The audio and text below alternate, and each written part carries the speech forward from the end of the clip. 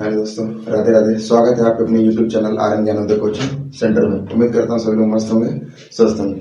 ठीक, आज हम लोग क्लास 10 का चौथा लेसन 4.1 पढ़ेंगे, द्विघात समीकरण। द्विघात समीकरण में कितने चैप्टर पढ़ने हैं? बस हमें 3 चैप्टर पढ़ने हैं, 4.1, 4.2 और 4.3। ठीक है, चलिए आइए हम लोग देखते हैं। आप लोगों को मैं फिर से बताता हूँ, जितने बच्चे हैं न्यू एनसीईआरटी का बुक परचेज नहीं किए हैं, गवर्नमेंटेड वाला वन न्यू बुक परचेज कर रहे हैं, क्योंकि सारा क्वेश्चन आप लोगों का न्यू बुक से पूछा जाएगा। जितना भी बोर्ड का एग्जाम हो सारा न्यू बुक से पूछा जाएगा। क्लियर? चलिए आइए क्वेश्चन देख रहे हैं। क्वेश्चन क्या कह रहा है? कह रहा है जांच कीजिए कि क्या निम्नलिखित द्विघात समीकरण, कह रहा है कि जांच कीजिए कि क्या निम्नलिखित द्विघात समीकरण है। द्विघात समीकरण मतलब समझ लीजिए, द्विघात समीकरण जिस पे भी स्क्वायर आता है, जिस पे भी पावर पे स्क्वायर आता है, वो हमारा क्या है? द्विघात समीकरण है। द्विघात समीकरण का एक सूत्र है, आइए उसको लिख लेते हैं। द्विघात समीकरण का सूत्र क्या कहता है? कहता है ax square plus bx plus c equal to 0। अगर ऐसा आता है तो ये भी मेरा द्विघात समीकरण है। क्लियर? हम लिखेंगे ax square plus bx equal to 0, ये भी मेरा द्विघात समीकरण है। अगर ax square plus c equal to 0, ये भी मेरा द्विघात समीकरण है। अगर इस पैटर्न में जितने भी सवाल सॉल्व करने पे आते हैं वो सारे मेरे क्या है? द्विघात समीकरण। क्लियर? अगर ax इक्वल टू 0 आता है, x स्क्वायर इक्वल टू 0 आता है, तो ये भी द्विघात समीकरण है। बस एक चीज ध्यान देना आप लोग कि a नॉट इक्वल टू 0, यानी a के बराबर बस क्या नहीं आना चाहिए? 0 नहीं आना चाहिए। a के बराबर बस क्या नहीं आना चाहिए? 0 नहीं आना चाहिए। चलिए, उम्मीद करता हूँ ये चीज बहुत अच्छे समझ में आया होगा। जिसका भी मान आपको पूछा गया है, इसका सूत्र होता है a square plus b plus c equal to 0। अगर ये आता है तो ये भी आपका द्विघात समीकरण है। Clear? X square plus b x equal to 0, ये भी आपका द्विघात समीकरण है। Plus x square equal to 0, ये भी आपका द्विघात समीकरण है। बस आपको ये ध्यान देना कि a नॉट इक्वल टू 0 के बराबर नहीं आना चाहिए। चलिए पहला क्वेश्चन देखा जाए। पहला क्वेश्चन क्या है? पहला क्वेश्चन नोट करेंगे x प्लस 1 का होल स्क्वायर इक्वल।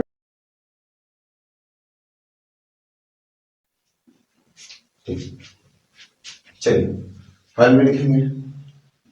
हमने देखा x प्लस 1 का होल स्क्वायर इक्वल टू 2 और x माइनस 3।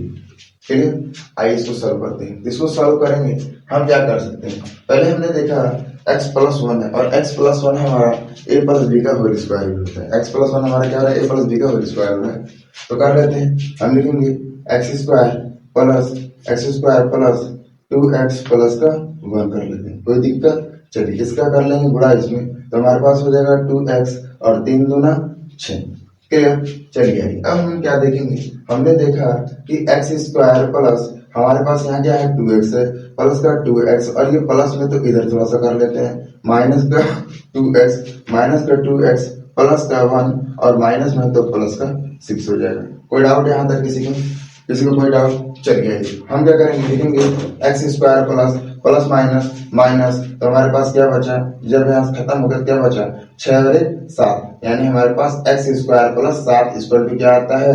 0 equal to 0। अब फॉर्मूले में आप देखिए यहाँ क्या आ रहा है? तो यहाँ आ रहा है एक्स स्क्वायर प्लस सी, क्योंकि 7 क्या है? हमारा सी का मान है। क्योंकि आप लोग को मैं पहले ही बताया था कि हम क्या रखेंगे? ए का मान 1 रखते हैं, तो बी का मान अगर जैसे मान लीजिए सपोज दैट यहाँ ए का मान 1 हो गया, बी का मान हमारे पास यहाँ देखिए बी का मान 2 आ रहा था, हमने बी का मान 2 रख लिया। क्लियर? चलिए बी का मान 2 रख लिया और सी का मान हमारे पास 7 है, हमने सी का मान 7 रख लिया। क्लियर? तो यहाँ देखिए जब आपके पास 2x की कोई वैल्यू नहीं थी, किसकी वैल्यू बची? सी की वैल्यू बची। क्लियर? हमने देखा कि x square plus c equal to 0 लिखेंगे। अतः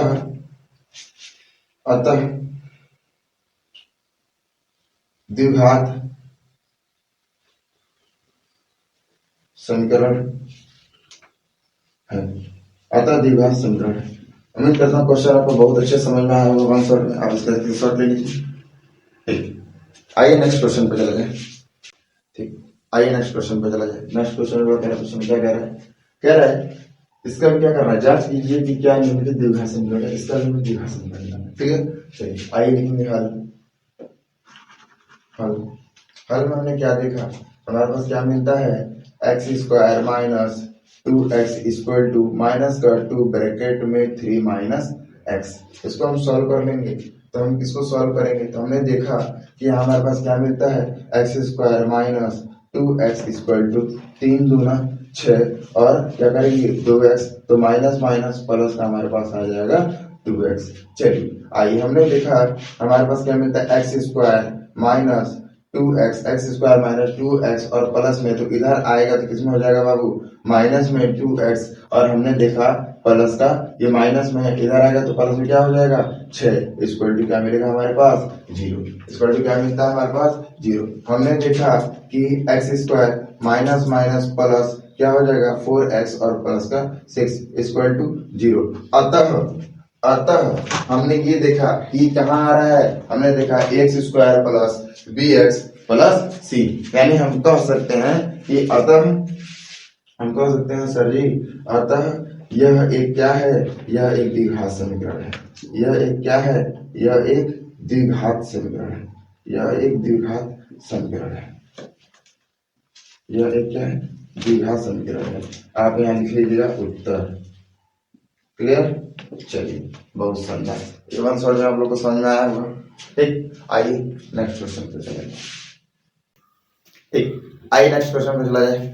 जो भी यूट्यूब चैनल पर नए हैं, वीडियो को देखने को लाइक करें एवं सब्सक्राइब करें एवं बेल आइकन को प्रेस करना ना भूलें, जिससे हमारी वीडियो सबसे पहले आप सभी के पास पहुंचे। आपका हर एक सवाल बहुत आसानी से आसान तरीके में बताने का प्रयास किया जाएगा। क्लियर? जो भी आपका डाउट हो आप कमेंट बॉक्स में हमसे पूछ सकते हैं, अगर नहीं भी तभी आप हमें बता सकते हैं। चलिए आइए तीसरा क्वेश्चन लेते हैं। तीसरा क्वेश्चन क्या कह रहा है, तीसरा क्वेश्चन कह रहा है कि आइए नोट किया जाए। तीसरा क्वेश्चन कह रहा है x माइनस टू और x plus 1 equal to x minus 1 और ब्रैकेट में x प्लस का 3। आइए इसको सॉल्व करेंगे, लिखेंगे हल। चलिए, हल में हमने ये देखा, पहले एक बार क्वेश्चन को रिपीट कर लेते हैं। x minus 2 x plus 1 equal to x minus 1 और x प्लस 3। चलिए इसको सॉल्व करेंगे तो हमने देखा कि दोनों चारों क्या है ब्रैकेट में, थोड़ा सा कंफ्यूजन है, होमवर्क दे सकते हैं। चलिए ये सॉल्व कर देता हूँ। ठीक है, x का x करेंगे, x से x में x स्क्वायर प्लस x का 1 में करेंगे तो x हो जाएगा। अब इससे करेंगे तो माइनस का 2x प्लस माइनस का 2 इक्वल टू, फिर वही फार्मूला क्या करेंगे दूसरे में भी रिपीट करेंगे। आइए किया जाए x square x square plus x का हमारे पास क्या हो जाएगा, तो हमारे पास हो जाएगा 3x। हमारे पास क्या हो जाएगा 3x। अब क्या करेंगे, माइनस का कर लेंगे तो x हो जाएगा और प्लस माइनस का कर लेंगे तो 6 हो जाएगा। कोई दिक्कत यहाँ तक? चलिए आगे बढ़ा जाए। हमने देखा कि हमारे पास एक्स स्क्वायर मिलता है, एक्स स्क्वायर की जरिए हमारी बोली यही से की बार शॉर्ट आंसर ला दिया जाए। एक्स स्क्वायर से एक्स स्क्वायर कट गया, जब हमने देखा इसलिए कट गया। अब आप सोचेंगे सर यहाँ पर प्लस और यहाँ प्लस कैसे कटा, तो बाबू जब हम पक्षांतर करेंगे ये किसमें है, प्लस में, इधर आएगा तो माइनस में आ जाएगा 100% माइनस। तो हमने जब पहले ही देखा एक्स स्क्वायर से एक्स स्क्वायर कट गया तो जाहिर सी बात है ये क्या है, द्विघात समीकरण है नहीं, क्योंकि इसका पहले स्क्वायर क्या हो गया, खत्म हो गया, द्विघात समीकरण कट गए, यानी एक ही बार हम लिख सकते हैं अतः यह एक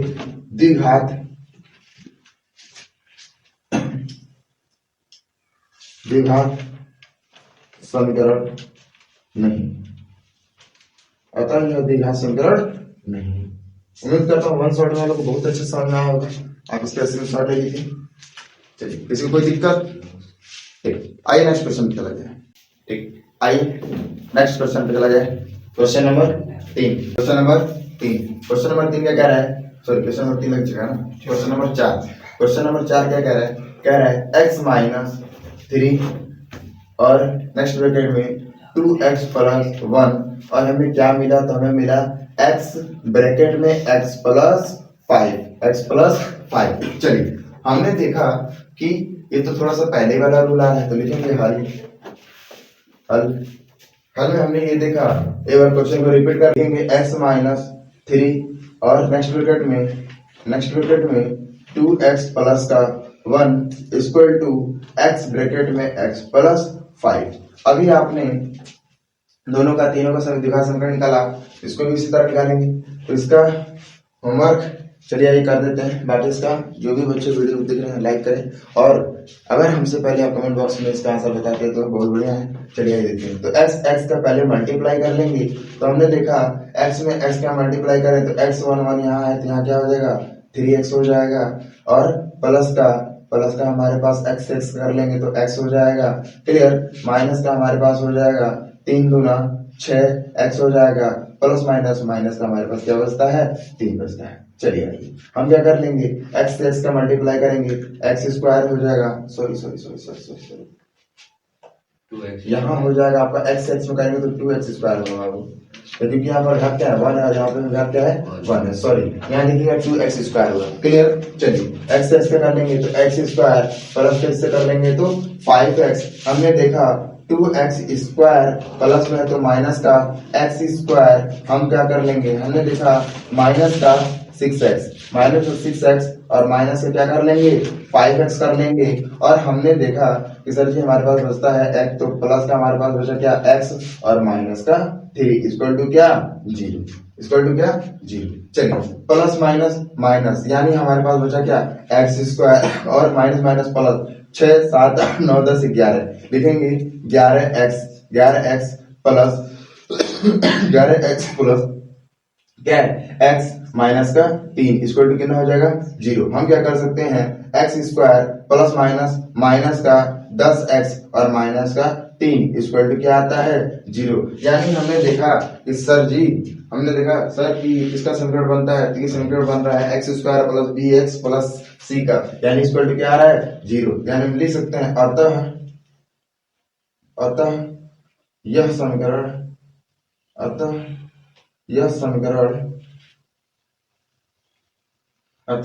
यह समीकरण क्या है द्विघात समीकरण है। यह समीकरण क्या है द्विघात समीकरण है। अतः यह समीकरण द्विघात समीकरण है।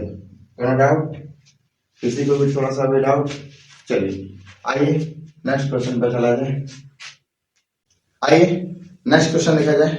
तो उम्मीद करता हूँ चारों क्वेश्चन आप लोगों को थोड़ा सा भी डाउट नहीं रहा होगा, और उसमें 4-5 क्वेश्चन और हैं या 3-4 क्वेश्चन और हैं, तो मुझे नहीं लग रहा है कुछ 4 पैटर्न के बताने के हिसाब से आप उस सवाल को नहीं लगा पाएंगे। क्लियर। उम्मीद करता हूँ सारा क्वेश्चन आप लोग लगा लेंगे। ठीक है। आइए क्वेश्चन देख रहे हैं।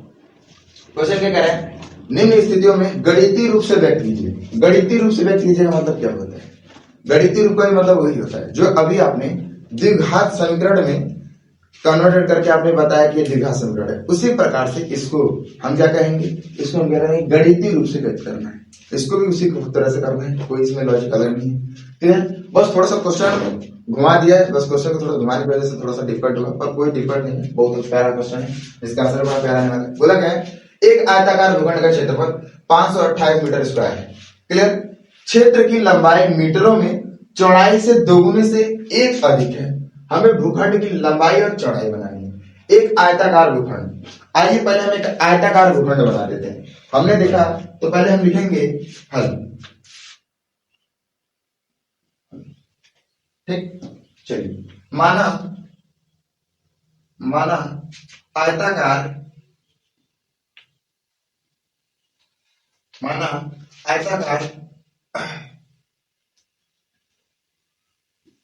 भूखंड की क्या पूछा है, लंबाई और चौड़ाई। तो लिखेंगे माना आयताकार भूखंड की चौड़ाई, भूखंड की चौड़ाई हमारे पास क्या है x मीटर, हमारे पास क्या है x मीटर है। तथा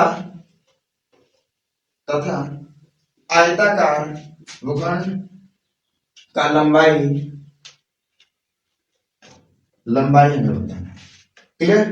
चलिए तो हमने क्या किया, हमने ये देखा एक आयताकार भूखंड, पहले हम आयताकार भूखंड बना लेते हैं। क्लियर। चलिए बना दिया हमने। क्लियर ना। उसने बोला कि क्षेत्र की लंबाई मीटरों में और चौड़ाई से दोगुनी, चौड़ाई से कितनी गुनी है, दोगुनी है। चौड़ाई भाग मेरा यही है, यानी उसने बोला कि लंबाई जो है ना वो चौड़ाई से क्या है, दोगुनी है। तो कितना गुना, 2 गुना, यानी 2x, यानी कितना x 2x। उसने बोला कि लंबाई चौड़ाई से कितनी गुनी, 2 गुनी है। 2 गुनी है तो जाहिर सी बात है 2x होगा। उसने फिर ये भी बोला, कह रहा है कि चौड़ाई से दो गुनी से एक क्या है, एक अधिक है। हमने देखा उसने बोला कि चौड़ाई से लंबाई दोगुनी है तथा एक अधिक है क्या, लंबाई, तो क्या होगा, प्लस का 1 होगा। स्पष्ट रूप से ये होगा। क्लियर। उसने पूछा हमारे पास चौड़ाई क्या थी, x, उसने बोला चौड़ाई से दोगुनी अधिक है, दोगुनी अधिक क्या हो गया 2x, और उसने बोला फिर से कि एक और अधिक है किसमें, तो 2x प्लस 1, यानी यहाँ क्या आ जाएगा, तो यहाँ आ जाएगा 2x प्लस का 1, और यहाँ क्या आ जाएगा x मीटर, लिख लेंगे x मीटर, और यहाँ 2x प्लस 1। क्लियर। चलिए अब हम क्या करेंगे, प्रश्नानुसार। आइए प्रश्नानुसार देखते हैं, क्योंकि प्रश्न के हिसाब से चलेंगे। चलिए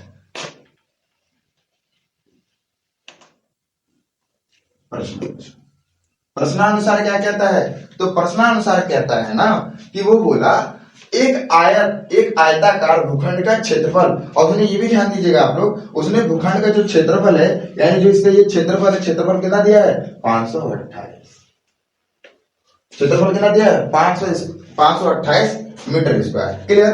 तो हमारा क्या है, प्रश्नानुसार हमने देखा क्षेत्रफल, प्रश्नानुसार जो क्षेत्रफल दिया है बाबू कितना दिया है 528 दिया है। क्लियर। 528 दिया है। और आपने पढ़ा होगा जब हम क्षेत्रफल निकालते हैं क्या निकालते हैं, क्षेत्रफल इक्वल टू लंबाई गुणे चौड़ाई, क्षेत्रफल इक्वल टू लंबाई गुणे चौड़ाई। चलिए हम लिखेंगे क्षेत्रफल का आपने कितना रखा, क्षेत्रफल का मान हमने देखा तो हमारे पास कितना मिलता है 528, और आपको पता है जब हम क्षेत्रफल का मान निकालते हैं क्या निकालते हैं, लंबाई गुणे चौड़ाई। तो हमने क्या लिखा, लंबाई गुणे चौड़ाई, लंबाई गुणे चौड़ाई, और लंबाई गुणे चौड़ाई का जो क्षेत्रफल है वो कितना दिया है 528। हमने लंबाई का मान रखा था कितना, तो रखा था 2x प्लस 1 ब्रैकेट में, और हमारे पास चौड़ाई का मान कितना हो जाएगा x, x का इसके बीच में किसका संबंध है, तो मल्टीप्लाई का संबंध है। चलिए 528 इससे इसका मल्टीप्लाई कर लेंगे तो आ जाएगा 2x का होल स्क्वायर और प्लस का 1, और इससे कर लेंगे तो हमारे पास क्या आ जाएगा x आ जाएगा। इसके इसका मल्टीप्लाई करेंगे तो 2x स्क्वायर होगा, और 1 से करेंगे तो x स्क्वायर होगा। इक्वल टू कितना होता है हमारे पास, तो 528। हम क्या करेंगे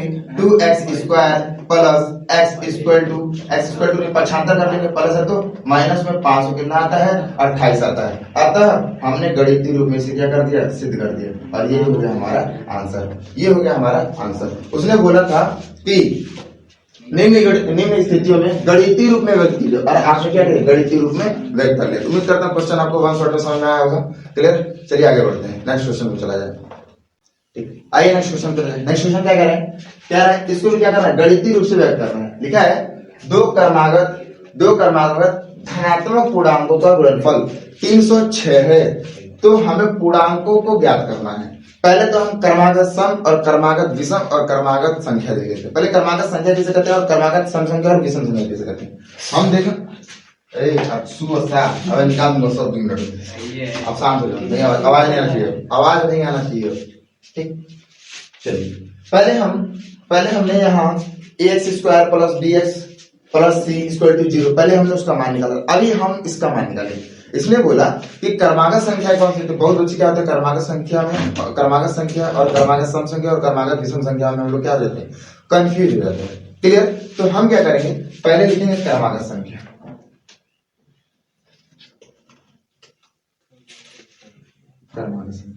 क्रमागत संख्या जो होती है वो x से स्टार्ट होता है। कहां से, x से होता है x कामा x प्लस 1 कामा x प्लस 2 कामा x plus 3 dot dot dot infinite तक। जो क्रमागत संख्या होती है वो x प्लस 1 से स्टार्ट होता है, x प्लस 1, x प्लस 2 और x प्लस 3 इससे संख्या। और जो दूसरा होता है क्रमागत सम और क्रमागत विषम, क्रमागत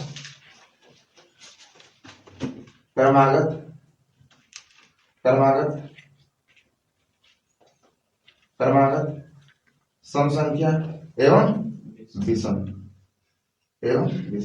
ये जो होता है ये क्या करता है, एक को छोड़कर लिखा जाता है। कितने को, एक को छोड़ करके। अभी कैसे छोड़ेंगे, x कामा x प्लस 2 कामा x प्लस 4 कामा x प्लस 6 कामा x plus 8 dot dot dot infinite तक। क्लियर।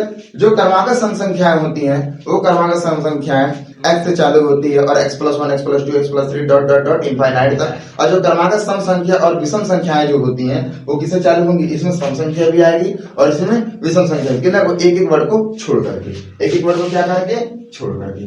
क्लियर। चलिए उम्मीद करता हूँ आपको बहुत अच्छे समझ में आ गया होगा। चलिए आइए हम सॉल्व करेंगे, लिखेंगे हल। हमने देखा कि दो क्रमागत धनात्मक पूर्णांकों का गुणनफल लिखेंगे, माना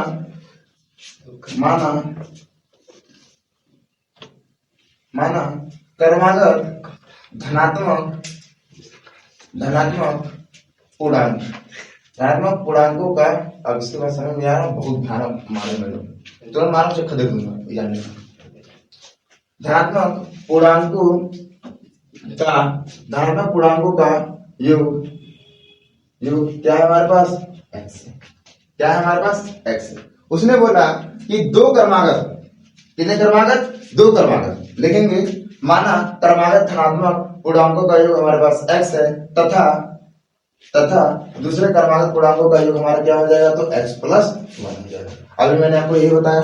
उसने बोला दो क्रमागत, हमने कितना लिखा, दो क्रमागत, एक क्रमागत हमारा x हो गया और एक क्रमागत हमारा क्या हो गया, x+1 हो गया। अभी मैंने आपको यही क्लियर कर दिया था। अगर क्रमागत संख्या पूछेगा तो आप x लिखेंगे, फिर x+1 लिखेंगे, x+2 लिखेंगे, x+3 लिखेंगे, डॉट डॉट डॉट इनफाइनाइट तक। अगर आपसे सम संख्या में विषम संख्या पूछेगी तब हम एक एक संख्या को क्या करेंगे, छोड़कर लिखेंगे। और इसने बोला दो क्रमागत धनात्मक पूर्णांकों की संख्या 306 है। तो हमने देखा कि सर जी दो क्रमागत धनात्मक पूर्णांकों की संख्या यहाँ लिख लेंगे प्रश्नानुसार, यहाँ लिख लीजिए, छोड़िए, यहाँ लिख लेते हैं प्रश्नानुसार। क्या लिख लेंगे, प्रश्नानुसार हमने देखा कि सर x और हमने देखा कि दो क्रमागत संख्या है। दो क्रमागत संख्या क्या कहता है, तो x+1 इक्वल टू कितना दिया हुआ है, तो 306 दिया हुआ है। क्लियर। यही हुआ हमारे पास दो क्रमागत संख्याओं का वैल्यू। चलिए हम क्या करते हैं, x स्क्वायर हो जाएगा प्लस x का 1 हो जाएगा इक्वल टू कितना हो जाएगा, 306 हो जाएगा। हमने देखा x स्क्वायर प्लस x और माइनस में कितना आ जाएगा, 306 इक्वल टू कितना, 0। आइए हमने गणित के रूप में सिद्ध कर लिया। उम्मीद करता हूँ वन शॉट में आपको बहुत अच्छे से समझ में आया होगा। आप इसका स्क्रीनशॉट ले लीजिए। ठीक, आइए नेक्स्ट क्वेश्चन पे चला जाए। ठीक, आइए नेक्स्ट क्वेश्चन पे चला जाए। नेक्स्ट क्वेश्चन क्या कह रहा है, रोहन की माँ उससे 26 वर्ष बड़ी है, उसकी आयु का गुणनफल अब से 3 वर्ष पश्चात 360 हो जाएगी। हमें रोहन की वर्तमान आयु ज्ञात करनी है। जब भी किसी का क्वेश्चन पूछे तो आप सीधे इसमें क्या करिए, हमेशा वर्तमान आयु करिएगा। चलिए क्लियर, आइए लिखने हाल में, माना रोहन की वर्तमान आयु, रोहन की वर्तमान आयु, और रोहन की वर्तमान आयु क्या है हमारे पास, तो x वर्ष। क्लियर। तथा माँ की वर्तमान आयु भी नहीं दिया है और रोहन की वर्तमान आयु नहीं दिया है। और उसने बोला कि रोहन की माँ उससे कितना वर्ष, 26 वर्ष अधिक है। क्लियर, 26 वर्ष अधिक है। आइए अब हम लोग किसके अनुसार, प्रश्न के अनुसार हम लोग प्रश्न के अनुसार अब देखते हैं। तो प्रश्न के अनुसार बोला क्या गया, कह रहा है कि रोहन की वर्तमान आयु, आइए हम रोहन की वर्तमान आयु लगा लेते हैं x वर्ष। उसने बोला कि रोहन की वर्तमान आयु, रोहन की और उसकी माँ की, तो रोहन की और माँ की वर्तमान आयु उसकी आयु के गुणनफल का कितना गुना, 3 गुना है। यानी यहाँ कितना गुना होना चाहिए, 3 गुना होना चाहिए। अगर रोहन की वर्तमान आयु का 3 गुना है तो क्या उसकी माँ का भी तो वर्तमान आयु कितना गुना है, 3 गुना है। यानी यहाँ भी क्या आना चाहिए, 3 आना चाहिए। ठीक है। चलिए, यानी हमने देखा x प्लस वर्तमान आयु 3 है इक्वल टू, और उसकी माँ का वर्तमान आयु तो x प्लस 26 प्लस का 3, 26 प्लस का 3। इसको कर लेते हैं ब्रैकेट में और इक्वल टू कितना टोटल आता है, 360। चलिए अब हम क्या कर लेंगे, हमने देखा x प्लस 3 एक ब्रैकेट में, दूसरे ब्रैकेट में x प्लस कितना हो जाएगा, 29 हो जाएगा। इक्वल टू कितना होता है हमारे पास, तो 360। उसने बोला हमें रोहन की वर्तमान आयु बतानी है। आइए देखा जाए, हम इससे इसका गुणा कर लेंगे तो कितना हो जाएगा एक्स एक्स एक्स स्क्वायर, इससे कर लेंगे तो 29x, और हमने देखा यहाँ प्लस प्लस लगा लेंगे, इतना हो जाएगा 3x, और प्लस का हमारे पास हो जाएगा 9 के 27 को 7, 3 6 6 7 8 87 इक्वल टू कितना होता है हमारे पास तो 360। हम क्या कर लेंगे एक्स स्क्वायर प्लस इन दोनों को जोड़ लेंगे, हमारे पास हो जाएगा 32x प्लस का 87 इक्वल टू कितना है हमारे पास तो 360।